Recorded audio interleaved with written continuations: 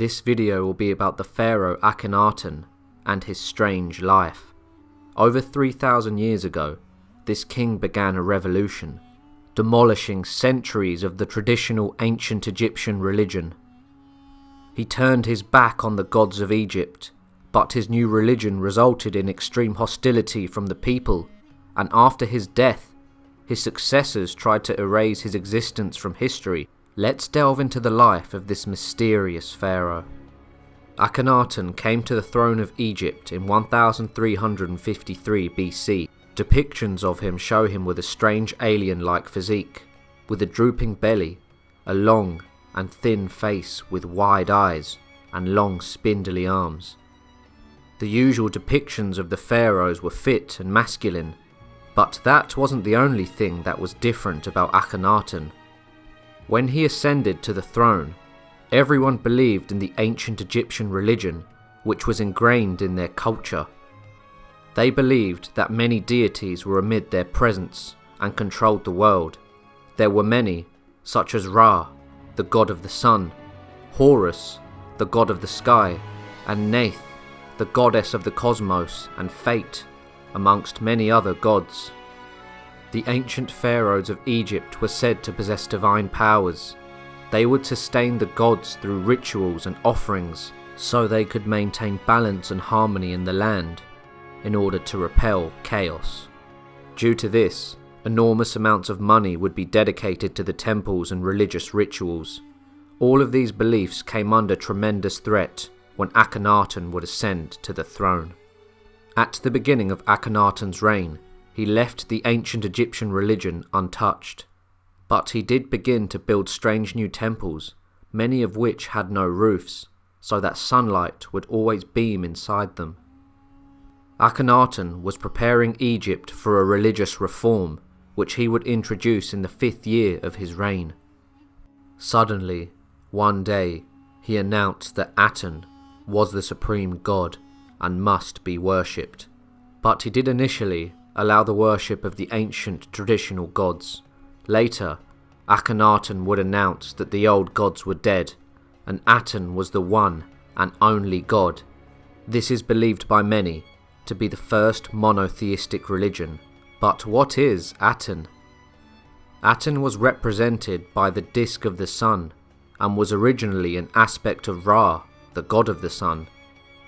Aten is portrayed as a disk with life-giving rays of light coming out with hands on the end of them.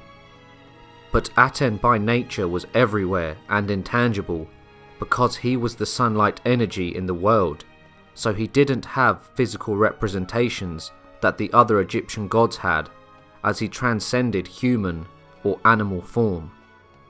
In Akhenaten's poem, called The Great Hymn to the Aten, he calls Aten the creator, giver of life, and nurturing spirit of the world. In the poem, it also reflects Aten's love for humanity. It says, "Aten bends low, near the earth, to watch over his creation. He takes his place in the sky for the same purpose. He wearies himself into the service of the creatures. He shines for them all. He gives them the sun and sends them the rain. The unborn child and the baby chick are cared for, and Akhenaten asks his divine father to lift up the creatures for his sake, so that they might aspire to the condition of perfection of his father Aten." Although the pharaohs of Egypt were thought to be living gods and divine, in this poem Akhenaten presents himself not as a god, but as the son of Aten, reinforcing the belief that Aten is the one and only god. This was the belief of Akhenaten, but he wouldn't have an easy time convincing all of Egypt to join him in his new religion. Initially, Akhenaten presented Aten to the Egyptian people as a variant of the supreme deity Amun-Ra, so that they could somewhat relate to what he was saying. But soon enough, all idols depicting Aten were banned and destroyed, as the unseen spirit of Aten could not be represented with anything created by man. During this time, Akhenaten began destroying and defacing the temples of the ancient Egyptian gods and disbanded their priesthoods. Soon enough, Akhenaten also began to build a new capital city. Today, it is known as Amarna. At the time of his birth, Egypt had two ancient capitals, Thebes, which was the religious centre in the south, and Memphis, which was the political centre 400 miles to the north. When Akhenaten began building his new city, he placed it far from the other two capital cities, on an isolated desert site. But why did he build his new capital there? The architecture of the remains of the city gives us some clues. A usual block of stone in ancient Egyptian masonry weighs about 2 tons, but the blocks in Akhenaten's new city weighed around 50 kg, which could be carried by 1 or 2 workers. Many architects and archaeologists have speculated that due to this, Akhenaten was in a rush to build his new city. This may be as Akhenaten's policies regarding religion grew stricter. The people of Thebes became increasingly hostile, which may have driven Akhenaten out to build a new utopia where he and all of his loyal followers could worship Aten. But there is also another reason. The ancient Egyptian temples were the pillars of the Egyptian economy, providing thousands of jobs for regular people. As the temples closed down, many people would lose their livelihoods and begin to live in extreme poverty. This presented a problem in Thebes, and Akhenaten couldn't solve the problem fast enough, so he abandoned the capital city, and with the seized assets of the temple, he could use them for the construction of his new capital. Many historians speculate that Akhenaten was the victim of assassination attempts due to him bankrupting many of the common people and because of his new religious ideas. These attempts on his life would be his breaking point that caused him to abandon Thebes. Akhenaten died after around 17 years of rule due to unknown circumstances, and his body was then placed in a tomb. In the years following the burial, his sarcophagus was destroyed and was left in the Akhenaten necropolis.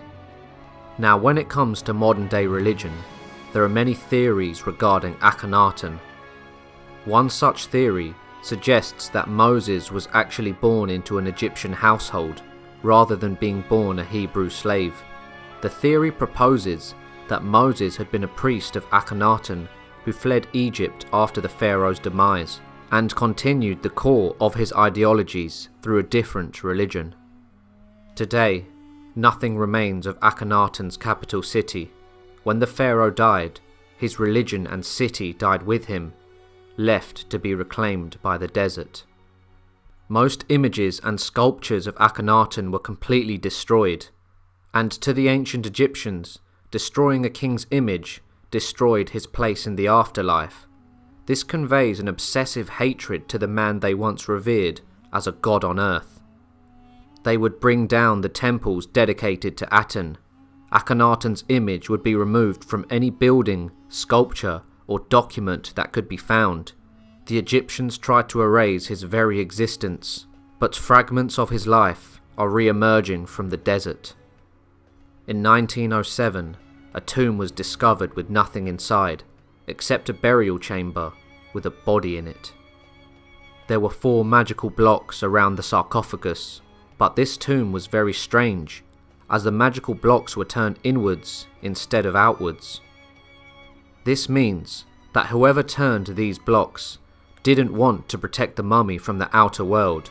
They wanted to protect the outer world from whatever was inside the tomb. The depiction of the face on the coffin had been destroyed, leaving just one eye, and the name of the person in the tomb had been scratched out. There were strange inscriptions on the walls, saying, "The evil one shall not live again." Archaeologists and historians believe that this no doubt are the remains of Akhenaten's resting place. Some theories suggest that due to Akhenaten's unique appearance and religious beliefs, that he did not come from this world, as he introduced the first monotheistic religion to mankind, and because of this, was shunned and erased from history.